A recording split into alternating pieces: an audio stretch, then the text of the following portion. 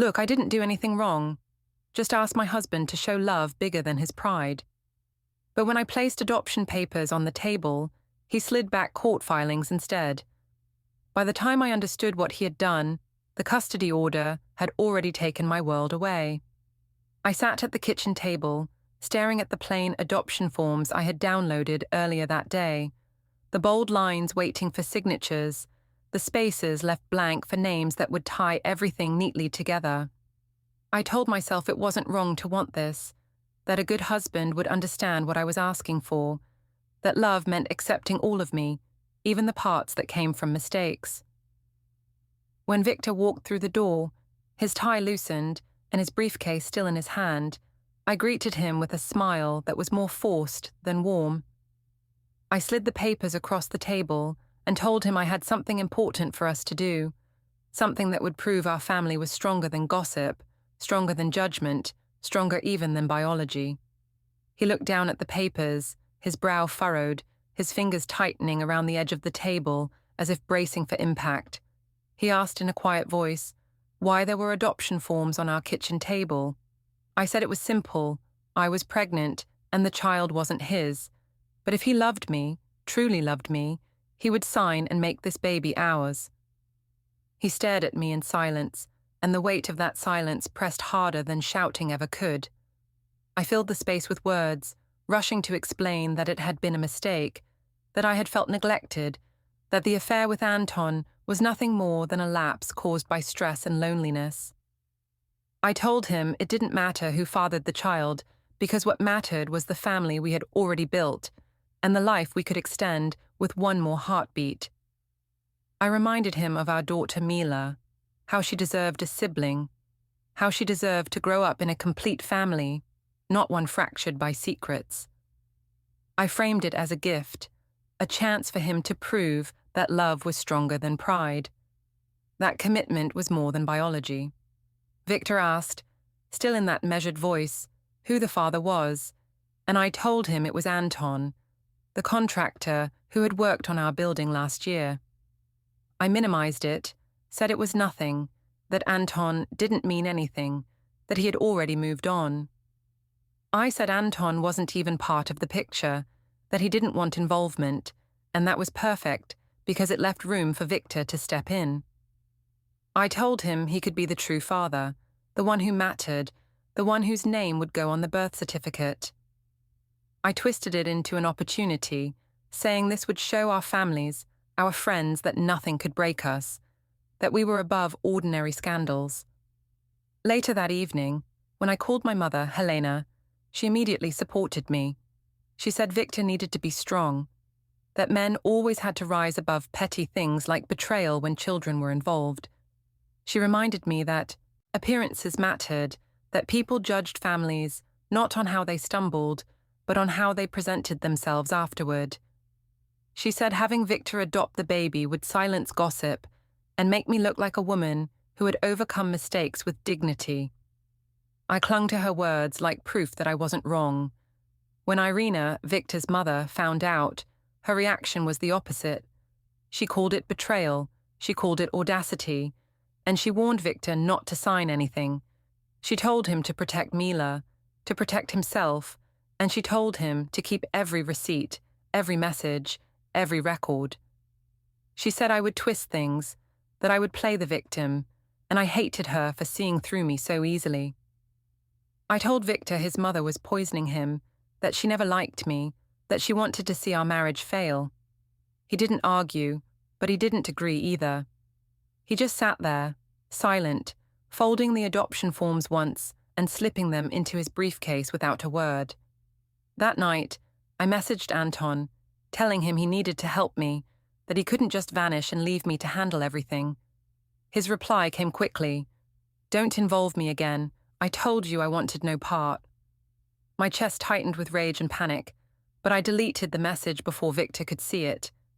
I told myself Anton was a coward, that he wasn't worth worrying about, that Victor was the one who would step up. Still, I couldn't shake the sting of rejection, so I doubled down on convincing myself that Victor had no choice but to agree. The next morning, I made breakfast as if nothing had happened. I packed Mila's lunch, braided her hair, and kissed her forehead before school, telling myself I was still the good mother, the one who kept life running smoothly. I told Victor he needed to think less about pride and more about stability, that real men didn't abandon families, they protected them. I watched his jaw tighten, but he didn't answer, and I took that as proof that I was winning. Silence in my mind meant agreement. Later that day, Helena came over with pastries, sitting in the kitchen and telling me to stand firm, to remind Victor of his responsibilities. She said men always faltered at first, but they came around once they realized what people would think if they walked away. I repeated her advice back to Victor that evening, framing his reluctance as weakness, as immaturity. I told him Mila would grow up thinking less of him if he refused to be strong enough to adopt her sibling. He didn't argue, but I saw the look in his eyes change, colder, sharper, as though he was cataloguing every word. That night, as I tucked Mila into bed, she asked softly if the baby in my belly was going to live with us. I smiled and said yes, that her daddy loved her and would love the baby too, that nothing would change. She nodded sleepily, clutching her stuffed rabbit, and I left the room with a sense of triumph. I told myself it was settled, that Victor would see reason soon. But when I walked back into the living room, he was still sitting at the table, the folded adoption papers in front of him, staring at them with the same silence as before. For the first time, I felt a chill run through me, but I pushed it aside. I convinced myself silence still meant control, and I clung to that lie as tightly as the papers themselves. At work the next day, I walked into the break room with my chin held high, determined to control the story before it could spread on its own. A couple of co-workers glanced up from their coffee cups, and I took that as my cue to perform. I told them Victor had been sulking, that he didn't understand what it meant to love unconditionally, that he was letting pride get in the way of family. I said he had the chance to prove himself by adopting the baby, but instead he was hiding behind silence. They nodded politely, but I noticed the sidelong glances they exchanged, and I knew whispers would follow. That was fine. I preferred whispers that framed him as cold and unloving rather than me as reckless. Later, at lunch, I met with my mother at a cafe. Helena leaned in, hanging on every word, telling me I was brave, that most women would have hidden the truth, that I was courageous for asking Victor to adopt and make the baby part of our family. She repeated the same line she had used before, that appearances mattered, that people respected families who closed ranks rather than fractured apart. I absorbed her approval like fuel, convinced again that I was right. When I came home that evening, Victor barely looked at me. He set Mila's backpack by the door, asked her about her drawing from school, and then sat quietly at the table with his laptop. I placed a hand on his shoulder, but he didn't flinch, didn't acknowledge me, just kept scrolling through spreadsheets. I told him he was being cold, that he was shutting me out, that this was exactly why I had been driven into Anton's arms in the first place. I framed it as his fault, my mistake as the result of his neglect, and I said the only way forward was for him to show he could forgive. He didn't answer. Instead, he shut the laptop, kissed Mila on the head, and went to bed without a word. His silence unnerved me more than shouting would have, but I told myself it meant he was considering my point, that he would eventually come around. That night, I messaged Anton again, this time begging him to at least contribute financially. I told him I couldn't carry the burden alone, that Victor needed to see he wasn't trapped, that adoption would be easier if Anton helped behind the scenes. His reply was curt, colder than before. I said I'm out. Don't write again. I stared at the words, furious at his cowardice, but I deleted the conversation quickly, reminding myself that Victor must never see them. If I could keep Anton's distance hidden, I could still spin the story to my advantage, presenting Victor as the only real father figure. That, next weekend, Helena visited again, this time with her arms full of baby clothes she had bought. She spread them across the couch, tiny outfits in pale colors, and praised me for planning ahead. Victor stood in the doorway, his arms crossed, watching. I told him his hesitation was cruel, that his own mother would be ashamed if she saw how selfish he was being, and Helena backed me up, saying he was failing as a husband. I knew she was feeding me lines, but they felt good, they felt solid, and I used them like weapons. Still, Victor's expression didn't change, and he didn't rise to the bait. He simply said he had errands to run and left with Mila, ignoring Helena's disapproving glare. Later that day, I received a call from Irina, his mother. Her voice was sharp, cutting through my performance with precision. She told me to stop humiliating her son, to stop using Mila as a pawn, to stop pretending betrayal could be mended with paperwork. She warned me again that Victor was not as weak as I thought, that silence was not surrender, and that I should prepare myself for consequences. I hung up before she could finish, furious at her interference. I told myself she was paranoid, that Victor wouldn't dare dismantle his own family, that no judge would take a child from her mother. I clung to those thoughts, pushing down the unease her words stirred. At night, while Victor worked quietly in the living room, I drafted a speech to give at an upcoming family dinner. I planned to frame myself as the strong mother who wanted unity, painting Victor as a man too selfish to look beyond biology. I rehearsed lines about love being bigger than mistakes, about children deserving siblings, about pride destroying families. I knew Helena would back me, Lucas might waver, and Irina would explode. I pictured myself standing tall while Victor sat in silence, and I told myself that would be the moment everyone finally sided with me. But the cracks were beginning to show. One evening, while I was folding laundry, Mila walked in and asked softly why her daddy kept so many papers in his bag now. She said she saw him put receipts and notebooks inside every night, sometimes even pictures. I froze, my hands gripping a shirt too tightly, and asked her what kind of pictures. She shrugged, saying she didn't know, only that they had dates written on them. I smiled quickly, told her not to worry, that her daddy was just busy with work, but my chest tightened with unease. Victor was keeping something, building something, and though I didn't know what it was, I sensed it wasn't in my favor. Still, I convinced myself it didn't matter. I believed he was too weak, too bound by appearances, to ever act against me. I told myself all I needed to do was keep repeating the story until everyone else believed it. If the world saw him as cold and unloving, he would eventually be forced to bend. I ignored the way his silence was hardening, the way his eyes lingered longer on documents, the way his phone buzzed with messages he never shared. I told myself silence still meant control, and when I thought of the adoption forms folded neatly in his briefcase, I reassured myself they would eventually bear his signature. But deep inside, Mila's words echoed, a reminder that papers could mean more than promises, and that his silence might not be surrender after all. The family dinner was supposed to be my moment to reset the narrative, to turn everyone's eyes toward Victor and make him look like the one tearing us apart. I planned it carefully, choosing a restaurant with soft lighting and long tables so I could command the room.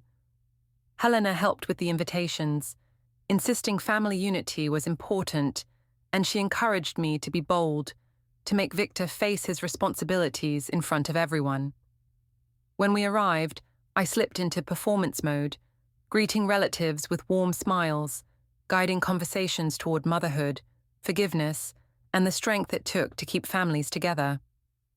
Victor sat quietly at the far end, his posture stiff, his fork moving mechanically, as if he were enduring rather than eating. I told myself his silence made him look guilty, that the room would read his quiet as weakness. When the plates were cleared and the waiter poured fresh drinks, I stood up with my glass raised. I spoke about family, about how mistakes happen but strength is measured by how we respond, not by how we stumble. I said that Victor was struggling to accept what life had given us, that he was letting pride blind him to the chance for love. I looked around the table, locking eyes with Helena, who nodded approvingly. I said adopting the baby was an act of courage, a demonstration of true fatherhood, something greater than biology. I accused him, indirectly, of failing to rise to that challenge. There were a few murmurs, a cough, and a shifting of chairs. Helena clapped lightly, offering her support, while Irina's face darkened with fury. She slammed her napkin on the table and said she refused to sit and watch her son be humiliated. Lucas tried to calm her, but she stood and left, her steps heavy, her back straight, and the air in the room shifted. I told the table she always disliked me, that her anger was proof of her bias, that Victor's silence was the real answer, a refusal to embrace his family. Helena backed me, saying men often needed time to grow into responsibility. I smiled at that, twisting it into another win for my performance. But when I looked at Victor, his expression unsettled me. He wasn't angry, wasn't embarrassed. He was just watching, his eyes cool, detached, as though he had already stepped outside the performance I was staging. Mila sat beside him, picking at her food, asking in a small voice when we could go home. I kissed her hair, telling her everything was fine, but her nervous glance toward Victor reminded me that children saw more than we gave them credit for. After dinner, Helena praised me, saying my courage had silenced the critics, that Victor would eventually have no choice but to sign the adoption papers. She told me I had the upper hand, that everyone respected honesty and motherhood more than cold silence. I repeated her words to myself on the drive home, convincing myself they were true. But when we stepped into the apartment, Victor took Mila to her room without a word, tucking her in with unusual tenderness, whispering something that made her smile faintly. I lingered in the hall, listening, and when I asked what he said, he only replied that he promised to always take her to school, no matter what happened. His words struck me like a hidden warning, but I brushed it aside, telling myself he was simply trying to look noble. Later that night, I found a folded envelope on the counter, already addressed to Victor. The return address bore the name of a law office I didn't recognize. My stomach tightened as I held it, wondering what it contained. Before I could open it, Victor walked in, his expression unreadable. He took the envelope from my hand, slipped it into his briefcase, and said it was private. I tried to laugh, accusing him of keeping secrets, of trying to manipulate me, but he didn't respond. Instead, he closed the briefcase and carried it into the bedroom, leaving me alone in the kitchen with unease gnawing at my chest. The next morning, I doubled down on my tactics. I told him his coldness was driving us apart, that he was letting his mother dictate his choices, that he was making Mila grow up in a divided home. I told him if he loved her, he would sign the papers, that refusing would make him the villain in her eyes. He didn't shout, didn't argue. He simply listened, his expression calm, as though he were collecting every word for later use. I hated that calmness, hated the sense that my gaslighting bounced off him instead of sinking in. When Helena called that afternoon, I told her about the envelope, and she dismissed it as nothing, saying Victor was too bound by appearances to ever act against me. She told me to keep pushing, to remind him of what people would think if he refused. I clung to her reassurance, but part of me couldn't shake the memory of his promise to Mila the night before, the way he had said, no matter what happens. That evening, as I folded laundry, Mila came to me again, asking why her daddy kept so many papers in his bag. She said she saw pictures with dates written on them, that he looked serious when he put them away. I told her it was nothing, that he was just busy with work, but my hands shook as I stuffed clothes into drawers. I realized then that silence wasn't surrender, it was planning. Still, I told myself I had the advantage. I told myself he was weak, too passive to ever fight back, too bound by love for Mila to risk tearing us apart. I ignored the knot of unease growing in my chest and convinced myself that at the next family gathering, or the next, conversation, I would finally break his silence and force him into agreement. But deep down, I knew something had shifted, and that his calm was no longer the silence of weakness, but the silence of preparation. The following week became a blur of strained smiles and whispered conversations that weren't meant for me. At the office, I could feel people glancing at me when I walked past, their voices dropping in the break room. It didn't take long for me to learn why. Someone had started spreading rumors that Anton was the father of my child, and that Victor was refusing to play along with the story I had been pushing. My coworkers avoided my eyes, and when I confronted one of them, she simply muttered that she had heard things, nothing specific. I stormed out, furious, and called Helena. She told me not to worry, that gossip had no teeth if we stayed united, that Victor would eventually come around. I wanted to believe her, but when I got home that night, Victor's silence felt heavier than the whispers at work. He sat at the table with Mila, helping her with homework, calm and steady. I tried to start a conversation, to pull him into an argument I could win, but he ignored me, focusing on his daughter's math problems. I accused him of spreading rumors, of trying to ruin me at work, but he didn't rise to the bait. He simply gathered Mila's papers and told her it was bedtime, his voice even and unshaken. I followed him down the hall, telling him he was weak, that real men didn't let outsiders dictate their families, that he was letting his mother control him. He turned once, looked me in the eye, and said only that truth had a way of revealing itself. Then he shut the door to Mila's room, leaving me trembling with a mix of anger and dread. The next evening, Lucas invited me to meet him at a cafe. He said he wanted to understand what was happening before the family split entirely. I saw it as my chance to win him back to my side. I told him Victor was cold, that he was refusing to adopt because he cared more about appearances than love, that he was making me feel like an outsider in my own home. I painted myself as the victim, speaking about motherhood, about mistakes and forgiveness, about how Mila deserved a sibling and unity. Lucas listened quietly, but his expression grew tighter with each word. When I finished, he told me carefully that he couldn't support me.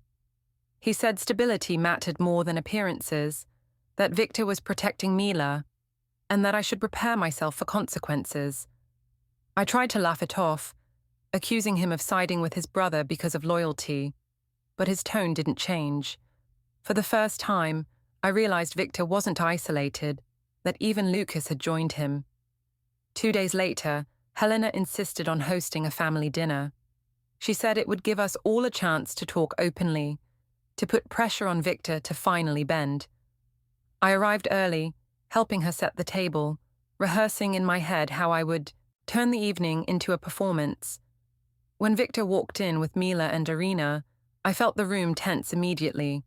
Helena smiled brightly, trying to smooth things over, but the division was clear. I began talking quickly, filling the silence with a speech about family, about forgiveness, about the importance of unity for the children. I said mistakes were part of life, but what defined us was how we responded. I turned to Victor, saying he had the chance to show true courage, to adopt the baby and protect us all from gossip. Helena applauded me, tears in her eyes, praising my honesty. Irina's lips pressed into a thin line, her eyes cold and unblinking. Lucas shifted in his seat, avoiding my gaze. Mila leaned against Victor, watching me with confusion. I smiled, trying to hold the room, but Victor remained silent, his face unreadable. Then, without a word, he reached into his bag and pulled out a folder. He laid it on the table, sliding it toward me with a calm finality that made my breath catch. I opened it, expecting perhaps more adoption papers or financial documents, something I could twist into another accusation. Instead, my eyes landed on drafts of custody petitions, requests for exclusive residence rights, and notes from an attorney named Pavlo Denise. There were copies of receipts, bank account closures, even outlines for a temporary parenting schedule. My hands shook as I flipped through them, the sound of paper louder than any voice in the room. Helena gasped, asking what this was, while Irina leaned back with satisfaction. Lucas stared at his plate, and Mila asked softly why her daddy had so many papers. Victor finally spoke, his tone calm but firm, saying he was done with silence, that he would let the court decide what stability meant. The room fell quiet, every eye fixed on me. I tried to protest, to accuse him of betrayal, of turning family into war, but the words caught in my throat. For the first time, I saw that his silence hadn't been weakness, but preparation. He had been building this case while I was staging performances, and now he was ready to strike, not with anger, but with documents, signatures, and the weight of lawful order. Helena pleaded for peace, saying children bind marriages, that courts should not divide families. Irina snapped back that betrayal had already divided us. Victor ignored them both, keeping his eyes on me. He didn't shout, didn't gloat. He simply told me to read carefully, because the next steps were no longer mine to dictate. The candles flickered on the table, the food went cold, and the only sound was the shuffle of papers as I pushed them away with trembling fingers. I told myself I still had time, still had words, still had some measure of control. But deep inside, I knew the story had shifted. The family I thought I could manipulate had fractured.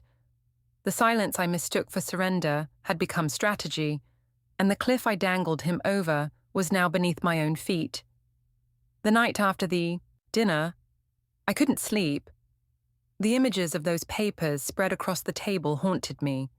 The neat handwriting of an attorney, outlining custody petitions, financial freezes, and parenting schedules. I told myself it was bluff, that Victor was trying to scare me into obedience, but the precision of those documents gnawed at me. In the morning, he moved through the apartment with calm efficiency, packing Mila's school bag, making breakfast, and setting his briefcase by the door. I accused him of staging a performance, of using paperwork to humiliate me, but he only said Mila needed to be on time for school and left without raising his voice. His calmness rattled me more than anger ever could. That afternoon, a formal envelope arrived in the mail addressed to me. My stomach turned as I opened it and saw the stamped seal of the court. It wasn't bluff, it was official notice of a separation filing, requests for temporary custody orders, and instructions regarding frozen joint accounts. I slammed the papers on the counter, telling myself he was destroying the family out of spite.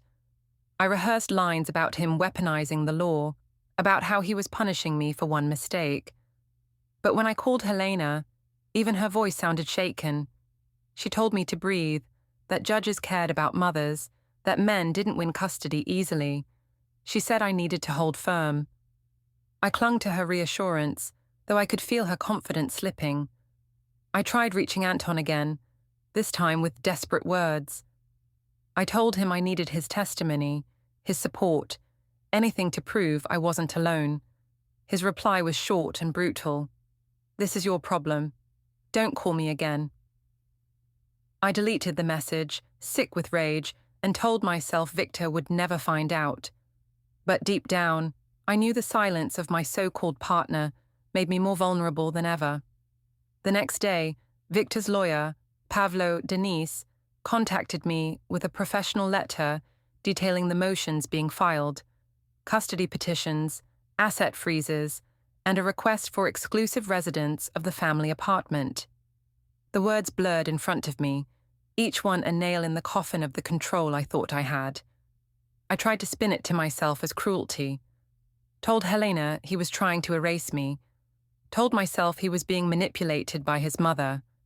But I couldn't ignore the stamps, the dates, the signatures. These weren't threats. They were already in motion. When I confronted Victor that evening, Mila, sitting in the next room drawing pictures, I accused him of tearing apart her world, of letting lawyers raise our daughter instead of love. I said he was breaking the family for revenge. He looked at me calmly and said it wasn't about revenge, it was about stability, about protecting Mila from chaos. His words stung because they carried no venom, only certainty. I tried to shout, to twist his intentions into cruelty, but my voice felt hollow. He took Mila's hand, helped her put away her crayons, and told her they would read, together before bed. I watched from the doorway, feeling the weight of his quiet resolve pressing against me harder than any argument. The following morning, I received another letter, this one from HR at my office. They had been informed of the legal proceedings, and while they didn't mention Anton by name, the implication was clear. I was reassigned to a different reporting line pending review, stripped of the visibility I had once bragged about. My stomach churned as I realized my career, my family, and my reputation were unraveling in parallel. I tried to tell myself it wasn't over, that I still had cards to play. But as I watched Victor move through each day with precise calm, supported quietly by Lucas and Irena, I began to sense the inevitable. He wasn't bluffing. He wasn't breaking. He was building, step by step, with documents and procedures I could not outtalk. And when Mila hugged him tightly that evening, whispering that she wanted to stay with him, I felt the last thread of control slip through my hands. The courtroom smelled faintly of paper and polish, its fluorescent lights making everything look sharper, harsher, less forgiving than the stories I had been telling myself. I sat at the long table beside my lawyer, clutching a pen I never used, staring at the documents laid neatly in front of Victor. He was steady, his posture calm, his expression unreadable, as though he had rehearsed this moment until it no longer carried weight. I told myself I could still win, that I could sway the judge with words about motherhood and forgiveness, that no one would take a child from her mother. But as the clerk read the case number and the proceedings began, my confidence began to thin like mist under sunlight. Victor's attorney, Pavlo Dennis, presented the evidence with quiet precision. There were the receipts, the financial records, the logs of childcare duties that showed Victor had been the one maintaining Mila's routines. There were printouts of messages where I mocked him to friends, screenshots of conversations that painted me as manipulative, dismissive, cruel. I wanted to interrupt, to shout that it was context, that jokes didn't define reality, but the judge's steady eyes silenced me. My own lawyer tried to argue that Victor had acted out of spite, that the adoption request was not evidence of betrayal, but of my attempt to hold the family together. I nodded vigorously, telling myself the words were convincing, but the judge didn't react. He simply asked about stability, about who could provide the most consistent care for Mila, about who had prepared financially for the months ahead. When it was my turn to speak, I said Victor was vindictive, that he had humiliated me by serving papers at a family dinner, that his mother had poisoned him against me from the start. I insisted my affair was a moment of weakness, not a pattern, that the baby growing inside me was a chance for us to prove love stronger than pride. My voice cracked as I said it, and I could hear Helena sniffle behind me, murmuring that I was right. But the judge interrupted, reminding me that this case was not about appearances or pride. It was about Mila and the stability of her life. The words hit like a gavel even before the decision was read. I turned toward Victor, expecting him to smirk, to gloat, to show triumph, but he remained steady, his gaze fixed on the papers before him. He spoke only once in a quiet voice, saying he wanted Mila to grow up in peace, not caught in her mother's performances. The word performances pierced me, exposing every staged dinner, every speech, every manipulation I had woven as though they were theatre. When the judge finally delivered the ruling, the room seemed to tilt. Primary custody of Mila was granted to Victor, with supervised visitation for me. The accounts were to remain frozen, discretionary funds off limits until financial disclosures were complete. The apartment would remain in Victor's use for Mila's stability, while I was instructed to find alternate housing. A co-parenting class was ordered, though the judge's tone made it clear it was more for formality than balance. The words, "custody granted to the father," echoed louder than anything else. Helena wept softly, muttering that it wasn't fair, that mothers should not be pushed aside. Irina sat stone still, her face composed, as though she had known this outcome from the start. Lucas looked down at his hands, avoiding my eyes. Mila sat quietly beside Victor, drawing on a piece of paper with crayons he had brought, as though the courtroom was just another waiting room. When it was over, the judge's gavel struck once, sealing the decision with the finality of law. Victor stood, gathering the documents with care, tucking them into his briefcase. He didn't look at me as he took Mila's hand, only nodded politely to the clerk before walking out. I remained seated, staring at the empty table in front of me, the words of my carefully rehearsed speeches turning to ash in my throat. Outside the courtroom, I heard Mila's voice, small and clear, asking her father if they could go home now. His reply was calm, steady, reassuring. The door closed behind them, leaving me in the silence of a decision I could no longer twist, no longer control. The papers were stamped, the orders binding, and for the first time I realized that my story had ended not with a performance, but with a judgment I could not rewrite. Don't forget to hit like, subscribe, and turn on the bell so you don't miss the next story. Write in the comments from which city you are watching.